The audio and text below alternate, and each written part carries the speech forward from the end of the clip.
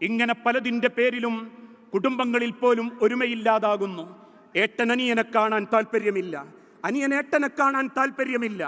ആങ്ങളക്ക് പെങ്ങളെ കണ്ടൂടാ, പെങ്ങളക്ക് ആങ്ങളയെ കണ്ടൂടാ, നാത്തൂമാർക്ക് ആങ്ങളൻ്റെ ഓളെ കണ്ടൂടാ, ആങ്ങളൻ്റെ ഒക്കെ നാത്തൂമാരെ കണ്ണെടുത്താ കണ്ടൂടാ.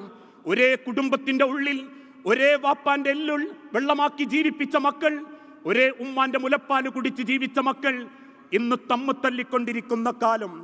ഈഗോയുടെ പേരിലും പകയുടെ പേരിലും മനസ്സിന്റെ ഒരൽപ്പം കാരുണ്യം കാണിക്കാതെ ദുനിയാവിന്റെ മായാലോകത്ത്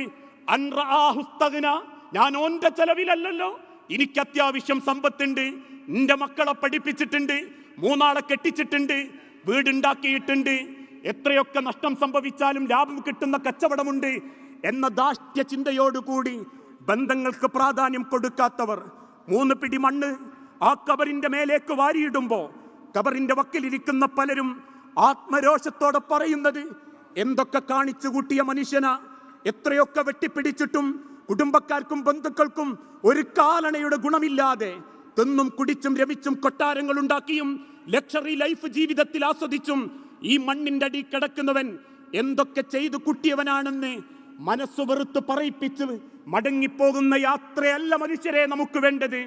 ഓരോരുത്തരും ഓരോ പിടി മണ്ണ കബറിലേക്ക് ഇടുന്ന സമയത്തും ഹൃദയം തുറന്ന് പ്രാർത്ഥിക്കുന്ന ഒരു മടക്കം. അതിനെന്തു വേണം? ബന്ധങ്ങളെ കുട്ടിയോജിപ്പിക്കണം.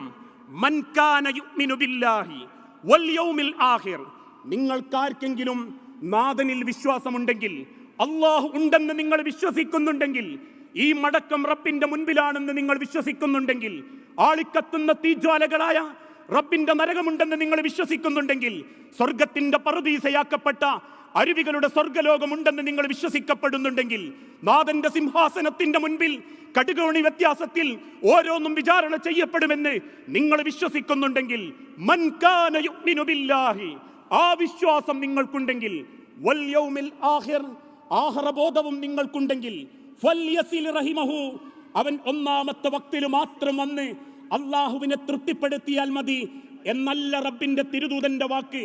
അല്ലെങ്കിൽ ഏതെങ്കിലും 1.5 കൊല്ലം പരിശുദ്ധ കാബാലയം കണ്ട് ഒരു ഹജ്ജ് ചെയ്യണം, ഒരു ഉംറ ചെയ്യണം എന്നല്ല റസൂലുള്ളാന്റെ വാക്ക്. കയ്യിലുള്ള 10, 100, 1000 ദിർഹമുകൾ അള്ളാന്റെ മാർഗത്തിൽ വാരിക്കോരി കൊടുത്ത് സൽപ്പേരും പരിശുദ്ധിയും വാങ്ങണമേ എന്ന് മാത്രമല്ല റസൂലുള്ളാന്റെ വാക്ക്. വിശുദ്ധ ഖുർആനിന്റെ 114 സൂറത്തുകൾ 1000 തവണ ഖത്ബകൾ ഓതി തീർത്ത് നാട്ടിലെ സർവ്വ ഖുർആൻ ക്ലാസുകളിലും പങ്കെടുത്ത് ഞാനൊരു നല്ല ഹാഫിൽ ലെവലിലേക്ക് എത്തിയവനാണെന്ന് നാട്ടുകാരെ ബോധ്യപ്പെടുത്താൻ മാത്രമല്ല റസൂലുള്ളാന്റെ കൽപ്പന. നെറ്റിത്തടത്തിലെ നിസ്കാരത്തഴമ്പും ഉടുക്കുന്ന സലഫി മർദ്ദകളും മഫ്തകളും ഓതി തീർക്കുന്ന ഖുർആനും റബ്ബിന്റെ മുൻപിൽ ഉപകാരപ്പെടണമെങ്കിൽ, അള്ളാന്റെ മലക്കുകൾ കാത്തു നിൽക്കണമെങ്കിൽ, സ്വർഗ കവാടം തുറക്കപ്പെടണമെങ്കിൽ, ഫൽയസിൽ റഹിമഹു, അവനവന്റെ കുടുംബം നന്നാക്കട്ടെ, കുടുംബ ബന്ധം ചേർക്കട്ടെ. കാരണം ഈ ലോകത്ത് നിന്നും മാത്രമേ നിങ്ങൾക്ക് അല്ലാഹുവിന്റെ ദുനിയാവിലേക്ക് സമ്പാദിക്കാൻ പറ്റൂ. മരണം തൊണ്ടയിലെത്തിക്കഴിഞ്ഞാൽ പിന്നീട് പണക്കാരൻ, പാവപ്പെട്ടവൻ, അല്ലെങ്കിൽ കുടുംബക്കാരൻ, ബന്ധുക്കാരൻ എന്നൊന്നും ചോദ്യങ്ങളില്ല. ഈ നാട്ടിൽ, ഈ ലോകത്ത് വെച്ച് ഏതെങ്കിലും ഒരു അപകടത്തിൽ മരിച്ചു കിടക്കുന്ന എന്റെ മയ്യത്ത് ഷാർജയിലെ ഏതെങ്കിലും മോർച്ചയ്ക്കുള്ളിലുണ്ടെങ്കിൽ അൻസാറിനെപ്പോ കൊണ്ടുവരും എന്നാരും ചോദിക്കാറില്ല. മയ്യത്തെപ്പോ എടുക്കും, മയ്യത്തെപ്പോ മറമാടും. ആദ്യം നഷ്ടപ്പെടുന്ന പേര് പോലും അള്ളാഹുവിന്റെ മുൻപിൽ പടച്ച റബ്ബ് വിളിച്ച് ചോദ്യം ചെയ്യപ്പെടുമെങ്കിൽ, മനുഷ്യരെ, ഈ ലോകത്ത് നമ്മളെ ബന്ധങ്ങൾക്ക് വേണ്ടി പ്രാധാന്യം കൊടുത്ത് കൂടിച്ചേരാനും കൂട്ടിച്ചേർക്കാനും നമ്മൾ ഓരോരുത്തരും ശ്രമിക്കേണ്ടതുണ്ട്. നന്നാവാൻ സാധിക്കുന്ന ലോകം ഈ ദുനിയാവ് മാത്രമാ. ആഖിറത്തിൽ റബ്ബിന്റെ മുൻപിൽ പൊരുത്തം വാങ്ങലില്ല, അള്ളാഹുവിന്റെ മുൻപിൽ ക്ഷമാപണങ്ങളില്ല, റബ്ബിന്റെ മുൻപിൽ സങ്കടം കൊണ്ട് കൈ പിടിച്ച കരയലുകളില്ല, നാഥന്റെ മുൻപിൽ വിനീത വിധേയ വേഷം കെട്ടി അള്ളാഹുവിനെ വഞ്ചിക്കാൻ നമ്മളെ കൊണ്ട് സാധിക്കുകയില്ല. പരലോകം റബ്ബിൻ്റെതാ. മാലികി യൗമിദ്ദീൻ, മാലികി യൗമിദ്ദീൻ, അന്ന് റബ്ബിൻ്റെതാണ് ആ ലോകം. അവിടെ എന്ത് നടക്കണമെന്ന് എൻ്റെ റബ്ബ് തീരുമാനിക്കണമെങ്കിൽ അള്ളാഹുവിൻ്റെ അരികിലേക്ക് മടങ്ങിപ്പോകുന്ന മടക്കം വെറുപ്പ് നിറഞ്ഞ മനസ്സോടെയാവരുത്. ഒന്നും കൊണ്ടുപോകാൻ പറ്റാതാകുമ്പോ നിറഞ്ഞ മനസ്സോടുകൂടി അള്ളാഹുവിനെ കണ്ടുമുട്ടാൻ സാധിക്കണം. ഏതാനും ചില ദിവസങ്ങൾക്ക് മുൻപ് 10-25 കൊല്ലം പ്രവാസ ലോകത്ത് ജീവിച്ച് അത്യാവശ്യം സാമ്പത്തിക സ്ഥിതിയോടെ ജീവിച്ചിരുന്നൊരു വ്യക്തി മരണപ്പെടുകയുണ്ടായി. ആക്ഷേപിക്കുകയല്ല, കുറ്റപ്പെടുത്തുകയുമല്ല. കുടുംബബന്ധത്തെ പ്രാണവായു പോലെ സ്വീകരിക്കുന്നവർ ഈ കൂട്ടത്തിലുണ്ട്. കിട്ടാവുന്നത് എന്തുണ്ട് കുടുംബക്കാർക്ക് കൊടുക്കാനെന്ന് ചിന്തിച്ച് സ്വന്തം മക്കളെപ്പോലും മറന്ന് കുടുംബക്കാരുടെ മക്കൾക്ക് വേണ്ടി പലതും പെട്ടികെട്ടി കൊണ്ടുപോകുന്നവരുണ്ട്, കൊടുക്കുന്നവരുണ്ട്. നാട്ടുകാരൻ വേദനയിലാണെന്നറിഞ്ഞാൽ ഇവിടെ ഏതെങ്കിലും പട്ടിണി മുണ്ട് മുറുക്കിയെടുത്ത് നാട്ടിലേക്ക് പൈസ അയക്കുന്നവനുണ്ട്. പക്ഷെ ഈ ചെറുപ്പക്കാരൻ 25 കൊല്ലം പ്രവാസ ലോകത്ത് ജീവിച്ചു. അവൻ്റെതായ കൊട്ടാരങ്ങൾ ഉണ്ടാക്കി, അവൻ്റെതായ പലതും അവൻ കെട്ടിപ്പടുത്തു. അവസാനം ഒരസുഖത്തിന്റെ പേരിൽ നാഥന്റെ വിളിക്കുത്തരം നൽകി തിരിച്ചു പോകുമ്പോ കളിയാണോ തമാശയാണോ എന്ന് പറയാത്ത നിലക്ക് ആ മയ്യത്തിന്റെ മുഖത്തേക്ക് നോക്കി തിരിച്ചു വന്ന് 6 അടി മണ്ണിലേക്ക് കബറിലേക്ക് ആ മനുഷ്യനെ കിടത്തിയപ്പോ നാട്ടിലെ ചില കാരണവന്മാര് പറഞ്ഞു, ഒന്ന് കയ്യൊക്കെ ഒന്ന് നല്ലോണം നോക്കിക്കോളി. ഒന്നും കൊണ്ടുപോയിട്ടില്ല. എന്തൊക്കെ കാണിച്ചു കൂട്ടിയവനാ. ഒരു 5 ഉറുപ്പ്യന്റെ ഗുണം ചെയ്യാത്തവൻ, കുടുംബക്കാർക്ക് ഒരു നല്ല വാക്ക് പറയാത്തവൻ, കുടുംബത്തിന് വേണ്ടി എന്തെങ്കിലും നല്ലതൊന്ന് ചെലവാക്കാത്തവൻ. അവസാനം പോകുമ്പോ എന്തെങ്കിലും കൊണ്ടുപോയിട്ടുണ്ടോ? ഇല്ലല്ലോ.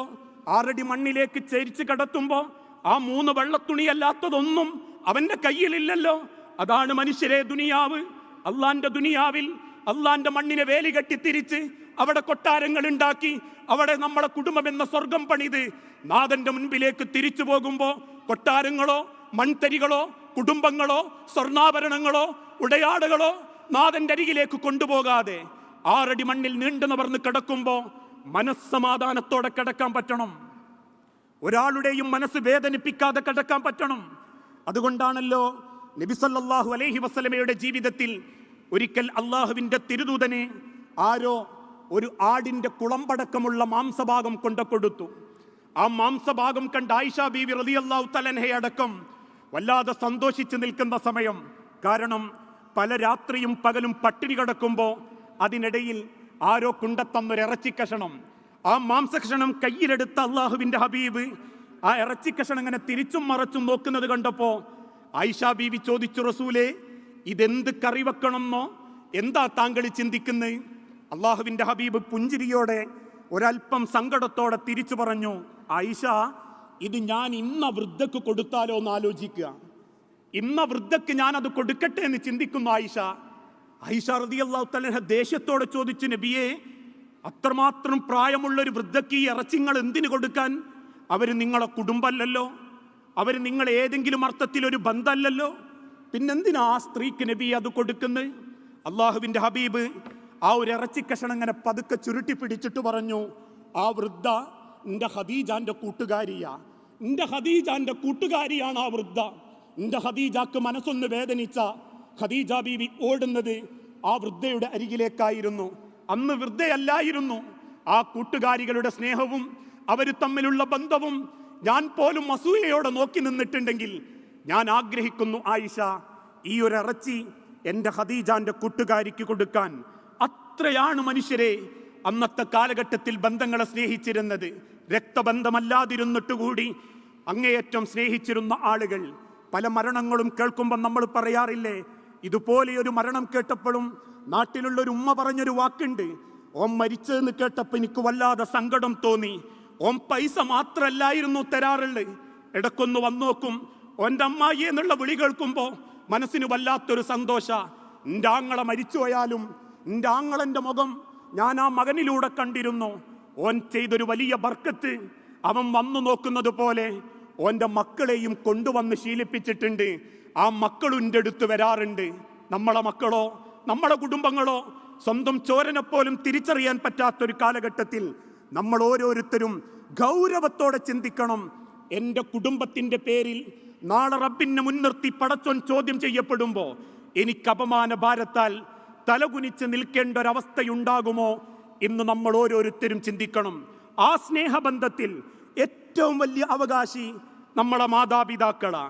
ആയുസ്സിൽ അള്ളാഹു ആയുസ് തീരുമാനിച്ചിട്ടുണ്ടെങ്കിലും ഈ ലോകം നമ്മൾ കാണാനുള്ള റബ്ബിന്റെ തീരുമാനം, അള്ളാഹു നിശ്ചയിച്ച എൻ്റെയും നിങ്ങളുടെയും ജീവിതത്തിലെ ഏറ്റവും വലിയൊരു പാത നമ്മളെ മാതാപിതാക്കൾ. ഇന്നോരോ പള്ളിക്കാട്ടിലും 1000 മനസ്സുകൾ തേങ്ങിക്കിടക്കുന്നുണ്ട്. ഓരോ പള്ളിക്കാട്ടിലും ജീവിതത്തിന്റെ നെടുവീർപ്പുകളുമായി ഓരോ ആത്മാക്കളും സ്വപ്നം പറ്റിയ മനസ്സും കണ്ണീരുമായി കാത്തിരിക്കുന്നുണ്ട്. എൻ്റെ മക്കളൊന്ന് വന്നിരുന്നെങ്കിൽ, എൻ്റെ മക്കളൊന്ന് എൻ്റെ കബറിൻ്റെ അരികിൽ വന്ന് എനിക്ക് വേണ്ടി റബ്ബിനോടൊന്ന് പറഞ്ഞിരുന്നെങ്കിൽ എന്നോരോ ആത്മാക്കളും വിലപിച്ചുകൊണ്ട് കണ്ണുനീരുമായി ജീവിക്കുന്ന ഒരു ലോകം നമ്മളെ നാട്ടിലെ പള്ളിക്കബർസ്ഥാനിലുണ്ടെന്ന് നമ്മൾ മറന്നുപോയിട്ടുണ്ടെങ്കിൽ, ആ മാതാപിതാക്കൾക്ക് പടച്ച റബ്ബ് ദുനിയാവിൽ കൊടുത്ത ഏറ്റവും വലിയ പരീക്ഷണമായിരുന്നു മക്കളെന്ന ഞാനും നിങ്ങളും എന്ന് നമ്മൾ ചിന്തിക്കേണ്ടതുണ്ട്. പ്രാണൻ കൊടുത്ത് സ്നേഹിച്ചിട്ടും പാവക്കുട്ടിയുടെ വില പോലും കിട്ടാതെ നാഥന്റെ അരികിലേക്ക് മടങ്ങിപ്പോയ ഒരുപാട് മാതാപിതാക്കൾ. ഇന്ന് നിങ്ങൾ ആലോചിച്ചു നോക്കൂ, ഒരുപാട് മക്കൾ ആഗ്രഹിക്കുന്നുണ്ട് സ്വന്തം മാതാപിതാക്കളെ ഒന്ന് കാണാൻ. ജീവിച്ചിരിക്കുന്ന കാലത്ത് അവനവൻ്റെ വീട്ടിൻ്റെ ഏതെങ്കിലും ഒരു റൂമിൽ ആരോടും മിണ്ടാതെ ഒറ്റക്കിരുന്ന് കിട്ടാവുന്നത് കഴിച്ച് ജീവിച്ചപ്പോൾ ആ മാതാപിതാക്കളോട് നമുക്ക് വലിയ താല്പര്യം തോന്നിയിട്ടില്ല. പക്ഷേ ആയുസ്സിൽ അഡ്രസ്സാക്കപ്പെട്ട ഉമ്മയോ വാപ്പയോ അള്ളാന്റെ അരികിലേക്ക് മടങ്ങിയാൽ ആ സെക്കൻഡ് മുതൽ നഷ്ടപ്പെടുന്നത് എന്റെയും നിങ്ങളുടെയും അഡ്രസ് കൂടിയാ, എന്റെയും നിങ്ങളുടെയും ജീവിതത്തിന്റെ അടയാളങ്ങൾ കൂടിയാ. ആരാണെന്ന് ചോദിച്ചാൽ നെഞ്ചും വിരിച്ച് ഇന്നവന്റെ മകനാണെന്ന് പറയാൻ കബറിൽ കിടക്കുന്ന വാപ്പാന്റെ പേരുച്ചരിക്കാൻ പോലും ധാർമ്മിക ബോധമില്ലാത്ത, ധാർമ്മിക അവകാശമില്ലാത്ത മക്കൾ ഇന്ന് പല കുടുംബത്തിലുണ്ട്.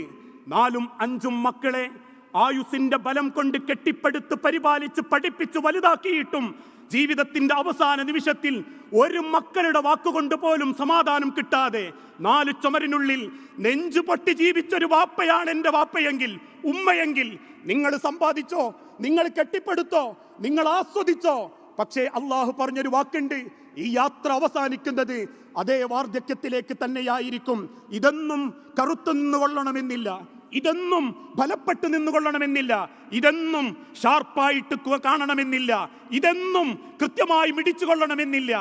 ആ ജീവിതത്തിന്റെ അവസാന നാളുകളിൽ എന്നെ ഓർത്തെന്റെ വാപ്പ കരഞ്ഞിട്ടുണ്ടെങ്കിൽ ആ കരച്ചിലിന്റെ 1000 മടങ്ങ് അനുഭവിപ്പിക്കാതെ ഒരു മക്കളെയും ഞാൻ തിരിച്ചു വിളിക്കില്ലെന്ന് അള്ളാഹുവിന്റെ വചനമാണെങ്കിൽ, മദീന പള്ളിയുടെ മിമ്പറിൽ വെച്ച് അല്ലാഹുവിന്റെ തിരുദൂതൻ സഹാബത്തിനോട് പറഞ്ഞു, അസ്റഅൽ അദാബ്, അസ്റഅൽ അദാബ്, ഈ ലോകത്ത് റബ്ബ് നൽകുന്ന ഏറ്റവും വലിയ വേഗത്തിലുള്ള ശിക്ഷ ഉഖൂഖൽ ഉമ്മഹാത്ത്, സ്വന്തം മാതാപിതാക്കളെ വേദനിപ്പിച്ച മക്കൾക്കുള്ളതായിരിക്കും.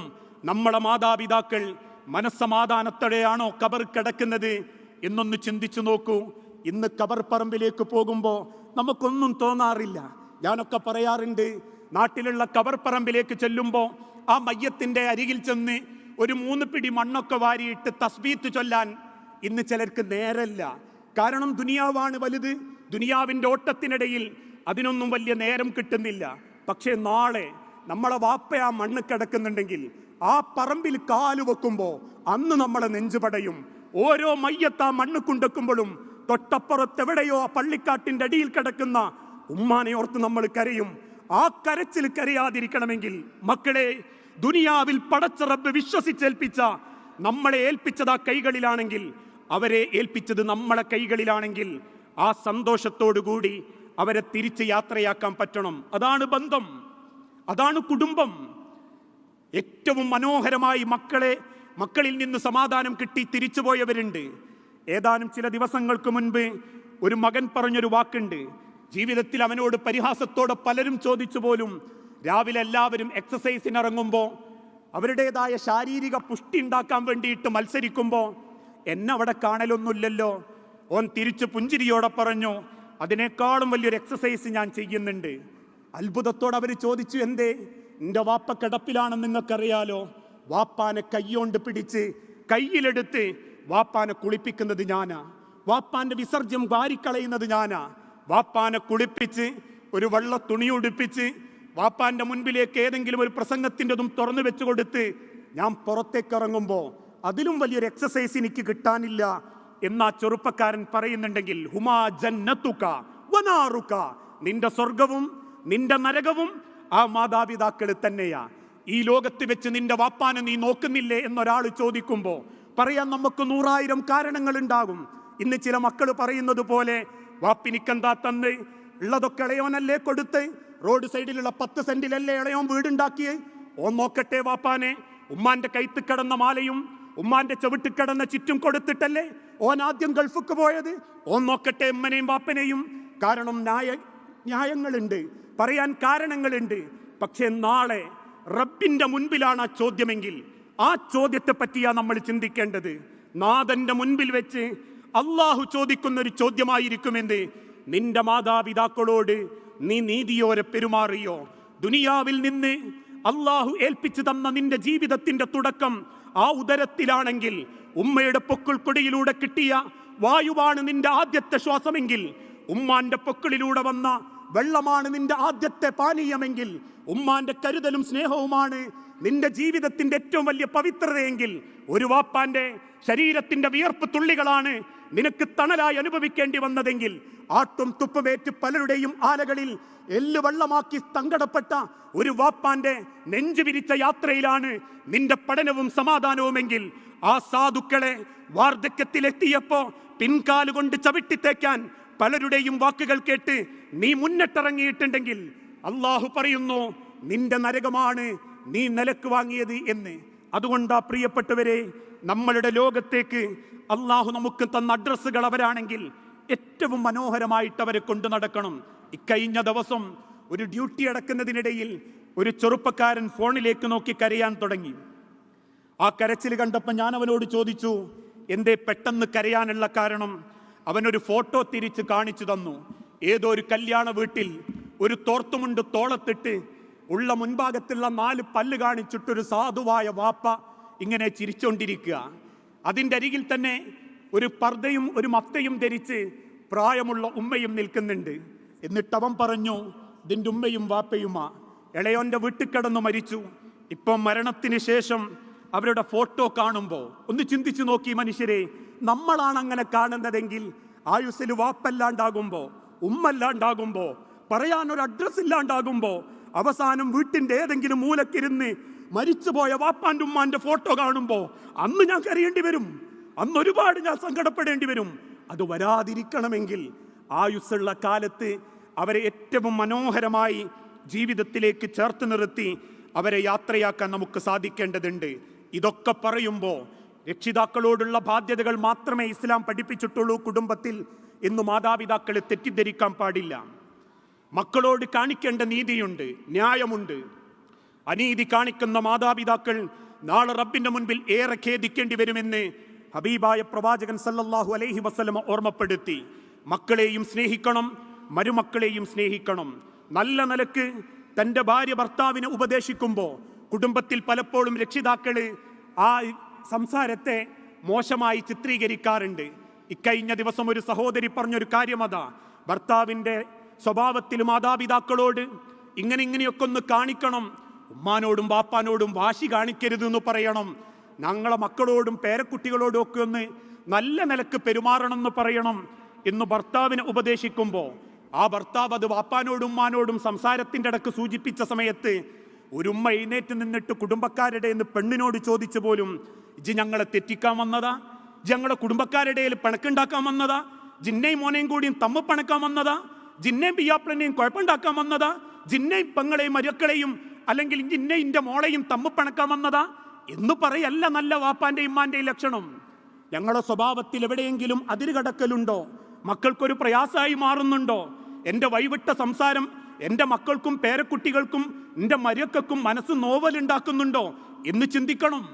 ഇതേപോലെ തന്നെയാണ് പലപ്പോഴും കുടുംബം നേരെയാക്കാൻ വേണ്ടി മകൻ ഉമ്മാനോടൊന്ന് സൂചന കൊടുക്കും, ഉമ്മ ഇങ്ങനെയൊന്നും വാശി കാണിക്കരുത്, ഇന്നത്തെ കാലഘട്ടത്തിൽ അവളുങ്ങളെ നോക്കണം, ഞാൻ ചിലപ്പം വിദേശത്തായിരിക്കും, അല്ലെങ്കിൽ ഞാൻ തിരക്കിൻ്റെ ഇടയിലാകുമ്പോൾ ഉമ്മ അവൾ പറയുന്നത് കേൾക്കണം എന്നൊന്നുമല്ല, വെറുതെ അവളെ കുറ്റങ്ങളൊന്നും പുറത്തുപോയിട്ട് പറയണ്ട, എന്തിനാ അവളെ പ്രയാസങ്ങളൊക്കെ നിങ്ങൾ പുറത്തുപോയിട്ട് പറയുന്ന ഉമ്മ എന്ന് ചോദിക്കുമ്പോൾ ഉമ്മ വേഗം തിരിച്ചിട്ട് അവനോട് ചോദിക്കുന്ന ചോദ്യം, ഈ അല്ലെങ്കിൽ ഓളെ സാരിത്തുമ്പില. ഞാൻ എൻ്റെ മോളോട് പറഞ്ഞിട്ടുണ്ട് എന്നെ കൊണ്ടൊരു ഗുണം ഉണ്ടാവൂല എന്ന്. ഓളെ സാരിത്തുമ്പിൽ നടന്നോ, ഓളെ പാവാടത്തുമ്പ് പിടിച്ചു നടന്നോ, ഇനി നാണം കെട്ടോനാ, ഇനി ഒരാണും പെണ്ണും കെട്ടോനാ എന്നും മക്കളോട് പറയല്ല ചെല്ലേണ്ടത്. മറിച്ച് മക്കളോട് ആ കുടുംബത്തോട് പറയണം, മക്കളെ ഞങ്ങൾ ഏറ്റവും ക്ഷമയോടെ ബാധ്യതയാകാതെ ജീവിക്കാൻ പടച്ചോനോട് പ്രാർത്ഥിക്കുന്നുണ്ട്. അറിവില്ലായ്മ കൊണ്ട് ദേഷ്യമോ വാശിയോ ഞങ്ങളെ ഭാഗത്തു നിന്നുണ്ടായാൽ ഞങ്ങളെ വെറുക്കാത്ത നിലക്ക് ഞങ്ങളോടുള്ള ബാധ്യത നിങ്ങൾ നിർവഹിക്കണം. നല്ല നിലക്ക് നാളെ പടച്ച റബ്ബിന്റെ കോടതിയിൽ എൻ്റെ മക്കളായിട്ട് എനിക്ക് ഇങ്ങളെയും കാണണം, നിങ്ങളോട് നീതി കാണിച്ച മാതാപിതാക്കളായിട്ട് ഞങ്ങൾക്കും കാണണം എന്ന് പറയുന്നൊരു മനസ്സുണ്ടാവണം. കാരണം ഇന്ന് പല കുടുംബത്തിലും രക്ഷിതാക്കളുടെ വാശി കൊണ്ടും ഈഗോ കൊണ്ടും ഒരുപാട് കുടുംബങ്ങൾ നശിച്ചുകൊണ്ടിരിക്കുന്നുണ്ട്. എൻ്റെ മോനെ കൊണ്ട് ഞാൻ കെട്ടിച്ചില്ലേ, എൻ്റെ മോനെ കൊണ്ട് ഞാൻ ചെലവിന് തന്നിച്ചില്ലേ എന്നൊക്കെ പറയുമ്പം ഈ അടുത്ത ദിവസം സൗദി അറേബ്യയിലെ ലജ്നത്തുദ്ദാഇയുടെ ഒരു ഫത്വയുണ്ട്. ഓരോ രക്ഷിതാക്കളെയും നോക്കേണ്ടത് മക്കളാ മരുക്കളല്ല എന്നുള്ളത്. ആ കോട്ടിങ്സ് എടുത്തിട്ട് ഫത്വ എടുത്തിട്ട് പല മരുക്കളും തൻ്റെ ഭർത്താവിന് അയച്ചു കൊടുക്കുകയും ചെയ്തിട്ടുണ്ട്. കണ്ടോ, ഭാര്യനെ നോക്കാം, അല്ലെങ്കിൽ ഉമ്മാനെയും വാപ്പാനെയും നോക്കാൻ വേണ്ടിയിട്ട് നിർബന്ധിക്കാൻ പാടില്ല എന്ന് പറഞ്ഞിട്ടുണ്ടെന്ന്. ശരിയാ, ആ നിർബന്ധമില്ലാത്ത നിലക്ക് ആ ഉമ്മാനെ നോക്കാൻ ഭാര്യക്ക് പറ്റണം. അതിനെന്തു വേണം? അവളെ വാപ്പനെയും സ്വന്തം വാപ്പയുമ്മയായിട്ട് കാണണം. അള്ളാഹുവിന്റെ ഹബീബായ നബി തങ്ങൾ പഠിപ്പിച്ചല്ലോ, വിവാഹബന്ധം നിഷിദ്ധമാക്കപ്പെട്ടവരിൽ ഒന്നാം സ്ഥാനത്താരാ? നിന്റെ ഭാര്യന്റെ ഉമ്മ. ഇനി എന്റെ ഭാര്യ ഇങ്ങി തൊലാക്ക് ചെല്ലിന്ന് കരുതുക, എന്നാലും ഇനി എന്റെ ഭാര്യന്റെ ഉമ്മനെ കെട്ടാൻ പാടില്ല. എന്റെ ഉമ്മാക്ക് സമ ആ നിലക്കിങ്ങി ഓളമ്മനെയും വാപ്പനെയും നോക്കണം. ആ നോക്കാൻ വേണ്ടി അവളെ പറഞ്ഞേക്കണം, അവൾക്ക് സഹകരണം കൊടുക്കണം, അവൾക്ക് സഹായം ചെയ്യണം. അത് കണ്ടിട്ട് അവൾക്ക് തോന്നണം, നിങ്ങളമ്മനെയും വാപ്പനെയും ഞാനും നോക്കേണ്ടതാ എന്ന് നോക്കാൻ ചിന്തിക്കുന്ന പാകപ്പെട്ട മനസ്സിലേക്ക് അവളെ കൊണ്ടുവരാൻ പറ്റണം. അല്ലാതെ ഞാൻ കെട്ടിക്കൊണ്ടുവന്നത് എൻ്റെ വാപ്പനെയും നോക്കാനാ എന്ന ധാരണ ശരിയല്ലെന്ന ഉലമാക്കൾ രേഖപ്പെടുത്തിയിട്ടുള്ളത്. കൊടുത്താലേ സ്നേഹം തിരിച്ചു കിട്ടൂ. അത് മക്കളാണെങ്കിലും ശരി, മരുമക്കളാണെങ്കിലും ശരി, നല്ല നിലക്ക് സ്നേഹിച്ച് ജീവിച്ചവർക്കൊക്കെ ആ സ്നേഹം കിട്ടിയിട്ടുമുണ്ട്. അതുകൊണ്ടാ ഏതാനും ചില ദിവസങ്ങൾക്ക് മുൻപ് ഒരു ഉമ്മ പോലും സൂചിപ്പിച്ചത്, ഞാൻ എൻ്റെ ഉമ്മയെക്കാളും സ്നേഹിക്കുന്നത് എൻ്റെ ഭർത്താവിൻ്റെ ഉമ്മയെയാ. കാരണം എന്താന്ന് ചോദിച്ചാൽ, ഒരു മകൻ തന്നെ ആ ഭാര്യനെ പറ്റി സന്തോഷത്തോടെ പറയുന്നുണ്ട്, ഞാൻ എന്തെങ്കിലുമൊക്കെ ഒന്ന് വീട്ടിലേക്ക് കൊണ്ടുവരുമ്പോൾ ഞാൻ കരുതും അത് എനിക്കും എൻ്റെ മക്കൾക്കും തിന്നാനാണ്. പക്ഷേ ഒരു 10 ബ്രോസ്റ്റിൻ്റെ പെട്ടി ഉണ്ടെങ്കിൽ, അല്ലെങ്കിൽ ബ്രോസ്റ്റിൻ്റെ ഒരു 10 കോഴിക്കഷണമെങ്കിൽ 2 എണ്ണം ഭാര്യ ആദ്യം മാറ്റി വെക്കും. ഞാൻ അത്ഭുതത്തോടെ അവളോട് ചോദിച്ചിട്ടുണ്ട്, ഇതാർക്കാ മാറ്റി വെക്കുന്നത്? നമ്മൾ 5 ആളില്ലേ, 5 ആൾക്ക് ഒരു കഷ്ണം 2 എണ്ണം എടുക്കണമെന്ന് കരുതിയാൽ പോലും ഇത് തികയൂലടി എന്ന് പറയുമ്പം അവൾ തിരിച്ചു പറഞ്ഞൊരു വാക്കുണ്ട്, തൊട്ടപ്പുറത്തെ പറമ്പ് കിടക്കുന്ന വാപ്പക്കും ഉമ്മക്കും അത് കൊടുത്തിട്ടില്ലെങ്കിൽ, നിങ്ങളെ വാപ്പക്കും ഉമ്മക്കും അത് കൊടുത്തിട്ടില്ലെങ്കിൽ എൻ്റെ തൊണ്ടേന്ന് അത് ഇറങ്ങൂലട്ടോ എന്ന് അയാൾ കണ്ണീരോടെ പറയുന്നുണ്ട്. ഞാൻ മരിച്ചാലും എനിക്ക് ഉറപ്പാണ് എൻ്റെ വാപ്പയമ്മയും സങ്കടപ്പെടൂല എന്ന്. അങ്ങനെ സ്നേഹിക്കുന്ന മരുക്കളും ഉണ്ട്. കാരണം സ്നേഹം കൊടുക്കുന്നിടത്താണ് പലപ്പോഴും അത് തിരിച്ചു കിട്ടുക. ആയുസ്സിൽ പല മാതാപിതാക്കളും മറ്റുള്ളവരോട് പറയാറുണ്ട്, എൻ്റെ മകള് വരാത്തതാണ് എനിക്കിഷ്ടം, എൻ്റെ മകള് എന്നെ നോക്കാത്തതാണ് എനിക്കിഷ്ടം, എൻ്റെ മരുക്കൾ വരുന്നതാണ് എനിക്കിഷ്ടം എന്നൊക്കെ പറയുന്നുണ്ട്. ഇവിടെയൊക്കെ കുടുംബം ഭംഗിയായി പോകാൻ നമുക്ക് ചെയ്യാനുള്ള ഏറ്റവും വലിയൊരു മാതൃക നാവുകളെ സൂക്ഷിക്കല, ക്ഷമിക്കല, കുത്തുവാക്കുകൾ പറയാതിരിക്കല. മറ്റൊരു കാര്യം കൂടി, സ്നേഹം കൊണ്ടേ ദാമ്പത്യത്തെ കെട്ടിപ്പടുക്കാൻ പറ്റൂ. സമയത്തിൻ്റെ പരിമിതിയുണ്ട്, എന്നാലും 1-2 വാക്കുകൾ കൂടി. സ്നേഹം കൊണ്ട് കെട്ടിപ്പടുക്കേണ്ട കൊട്ടാരമാണ് ദാമ്പത്യം.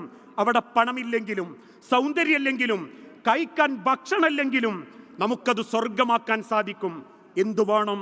പരസ്പരം എനിക്ക് അല്ലാഹു തന്നതാണെന്ന ബോധ്യത്തോടുകൂടി നാഥന്റെ മുൻപിലേക്ക് ചേർന്ന് നിൽക്കാൻ പറ്റേണ്ടതുണ്ട്. ഒരു കോരിച്ചൊരിയുന്ന മഴയത്ത് ഒരു കൊടക്ക് കീഴിലുള്ള ജീവിതമാണ് ദാമ്പത്യം. എൻ്റെ പെണ്ണ് നനയാതെ നോക്കേണ്ടത് എൻ്റെ ഉത്തരവാദിത്തമാ, എൻ്റെ ആണ് നനയാതെ നോക്കേണ്ടത് എൻ്റെ ഉത്തരവാദിത്തമാണെന്ന് ഓരോ ഭാര്യ ഭർത്താക്കന്മാരും ചിന്തിക്കണം. പരീക്ഷണങ്ങൾ ഉണ്ടാകും, പരാതികൾ ഉണ്ടാവും, അതാണ് കുടുംബം. അല്ലാതെ ഒന്നുമില്ലാതെ കുടുംബക്കാരെ മുൻപിൽ അഭിനയിച്ച് ജീവിച്ചിട്ട് എന്ത് കാര്യാ മനുഷ്യരെ? ഇന്നങ്ങനെയാ പലരും. വീട്ടിന്റെ ഗേറ്റ് എത്തുമ്പം മൊബൈലിൽ ഒരു ഫോണിന്റെ മെസ്സേജ്, വീടെത്താറായി, വൈഫ് ഉണ്ടാകും, നാളെ മെസ്സേജ് ചെയ്യാം. ജാരന്മാരാകുന്നവർ വീട്ടിൽ ഭർത്താവിന്റെ ഹോണടി കേൾക്കുമ്പോൾ അകത്ത് നിന്ന് മറ്റൊരു മെസ്സേജ്, പിയാപ്ലന്റെ വണ്ടിന്റെ ശബ്ദം കേൾക്കുന്നുണ്ട്, ഞാൻ നാളെ വിളിക്കാം, ഇനി മെസ്സേജ് അയക്കരുതിട്ടോ. പരസ്പരം അഭിനയിച്ച് 4 ചുമരിനുള്ളിൽ തിന്നും കുടിച്ചും രമിച്ചും ആഴ്ചയിലോ കൊല്ലത്തിലോ ഒരിക്കൽ ശരീരം പങ്കിട്ടും ജീവിക്കുന്ന ജീവിതമല്ല മനുഷ്യരെ ആയുസ്. കിട്ടുന്നത് ഒരു രാത്രിയാണെങ്കിലും നെഞ്ചോട് ചേർന്ന് കിടന്ന് സ്വപ്നം കാണാൻ പറയണം. അള്ളാന്റെ സ്വർഗത്തിൽ ഇതുപോലെ കിടക്കാൻ പറ്റണമെന്ന് പറയണം. അതുകൊണ്ടാണല്ലോ പരസ്പരം മനസ്സിലാക്കല ജീവിതത്തിന്റെ ഏറ്റവും വലിയ സമാധാനം.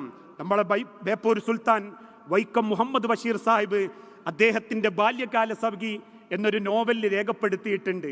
മജീദും സുഹറയും തമ്മിലുള്ള ഒരു ജീവിതത്തിന്റെ, പ്രണയത്തിന്റെ വല്ലാത്തൊരു നിമിഷങ്ങളായിരുന്നു അത്.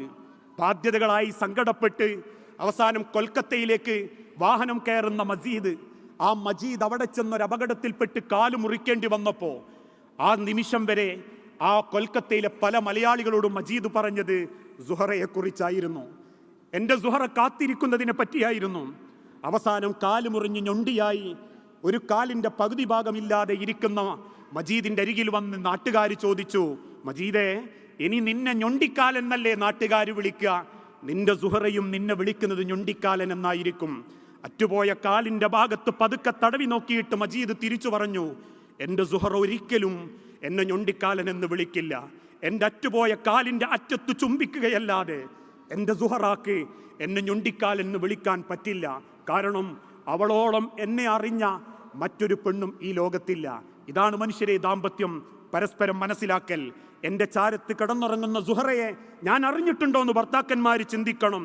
1000 സ്വപ്നം കണ്ട് ഒരു വാപ്പാന്റെ രാജകുമാരിയായി ജീവിച്ചവളെ കൂട്ടിക്കൊണ്ടുവന്ന് സ്വന്തം ചാരത്ത് മനസ്സമാധാനമില്ലാതെ കിടത്തിയുറക്കിയാൽ ആ ആണ് ആ പെണ്ണിന് കിട്ടുന്ന ഏറ്റവും വലിയ ബാധ്യതയാ.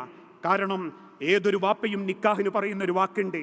നിക്കാഹിന്റെ വേദിയിൽ പിയാപ്ലന്റെ കൈ പിടിച്ചിട്ട് വാപ്പ പറയുന്നത് സവ്വജതുക വഅൻകഹതുക എന്നാണെങ്കിലും പറയാതെ പറയുന്ന, അകത്തുനിന്നുമ്മ അറിയാതെ പ്രാർത്ഥിക്കുന്ന ഒരു പ്രാർത്ഥനയുണ്ട്. മോനെ, അവൾ ഞങ്ങളെ ഒരു രാജകുമാരിയാ, അവളെ കൂട്ടിക്കൊണ്ടുപോയി നീ ഒരു വേലക്കാരിയാക്കല്ലേ, നീ തല്ലല്ലേ, നീ അവളെ മനസ്സ് വേദനിപ്പിക്കല്ലേ, ഞങ്ങളെ പൈതലിനെ സ്വർഗത്തിലെത്തിക്കാൻ നിന്നെ ഏൽപ്പിക്കുന്നൊരു വാപ്പ പറയുമ്പോ ആ പെണ്ണിനെ കൂട്ടിക്കൊണ്ടുവന്നിട്ട് സ്വന്തം ജീവിതത്തിലിട്ട് സങ്കടപ്പെടുത്തിയ പിന്നെ ഓനെത്ര മുതലുണ്ടായിട്ടെന്താ, ഓനെത്ര പൈസക്കാരനായിട്ടെന്താ? ഇതേപോലെ തന്നെ ഉമ്മമാരോടും നമ്മളെ പ്രാണനായ മജീദിനെ അറിയണം, ആണിനെ അറിയണം. ഒരു കണക്കും വെക്കാതെ ജീവിക്കുന്ന തൻ്റെ പുരുഷൻ, ആയുസ് മുഴുവൻ അനേകായിരം സങ്കടങ്ങളുണ്ട് ഈ ആണുങ്ങൾക്കൊക്കെ. ഇവരൊക്കെ ഇരിക്കുന്നത് AC റൂമിലാണെങ്കിലും ഓരോ സങ്കടങ്ങൾ നെഞ്ചിൻ്റെ ഉള്ളിൽ സങ്കടപ്പെടുത്തുന്നുണ്ട്. അധ്വാനിച്ചും സങ്കടപ്പെട്ടും ചെലവഴിക്കുമ്പോൾ അവൻ ചെലവഴിക്കുന്നത് പോലെ ചെലവഴിക്കാൻ പോലും നിങ്ങളെ കൊണ്ട് പറ്റൂല.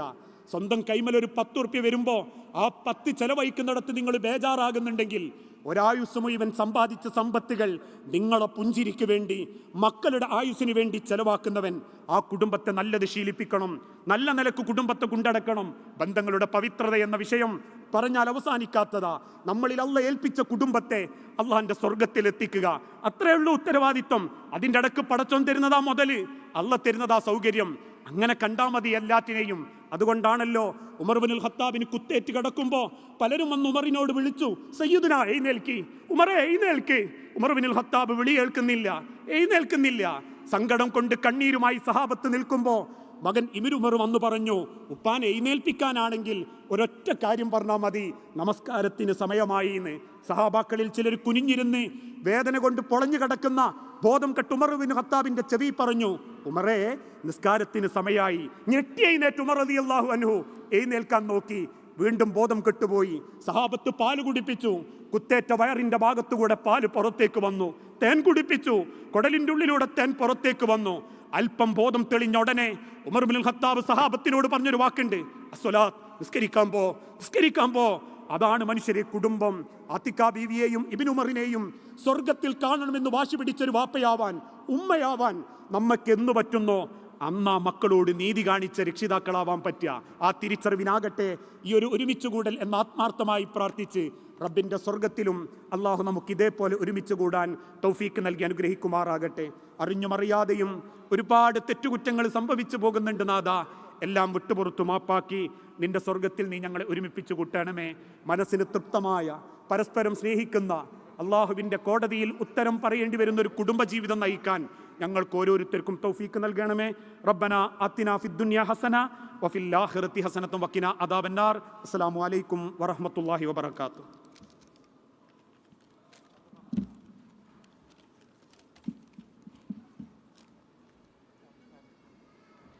അടുത്തതായി Bustanul Uloom book fair announcement ആണ്.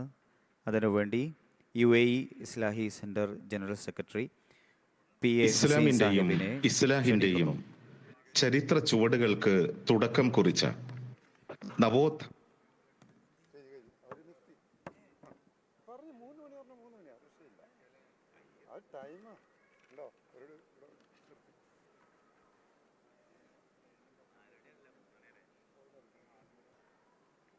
ഇസ്ലാമിന്റെയും ഇസ്ലാഹിന്റെയും ചരിത്ര ചുവടുകൾക്ക് തുടക്കം കുറിച്ച നവോത്ഥാന പരിസരത്ത് 5.5 പതിറ്റാണ്ടിന്റെ അക്ഷര വിപ്ലവം രചിച്ച ഉന്നത സ്ഥാപനമാണ് ജാമിഅ ബുസ്താനുൽ ഉലൂം.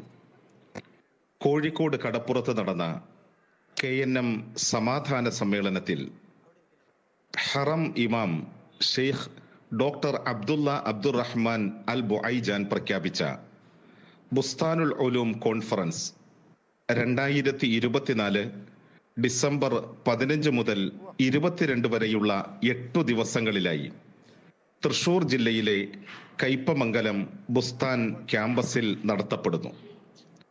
കേരള നവോത്ഥാന രംഗത്ത് പുതുചരിത്രമെഴുതുന്ന ഈ മഹാസമ്മേളനത്തിന്റെ ഭാഗമായി സംഘടിപ്പിക്കുന്ന ശ്രദ്ധേയമായ ബുസ്താനുൽ ഉലൂം ബുക്ക് ഫെയറിന്റെ പ്രചാരണോദ്ഘാടനം ഷാർജ ഇന്റർനാഷണൽ ബുക്ക് ഫെയറിൽ ഇന്നിവിടെ സന്നിഹിതരായ മഹൽ വ്യക്തിത്വങ്ങളുടെ സാന്നിധ്യത്തിൽ അള്ളാഹുവിന്റെ നാമത്തിൽ തുടക്കം കുറിച്ചതായി പ്രഖ്യാപിക്കുന്നു. ഏവർക്കും ഈ മഹാസംഗമത്തിലേക്ക് സ്വാഗതം.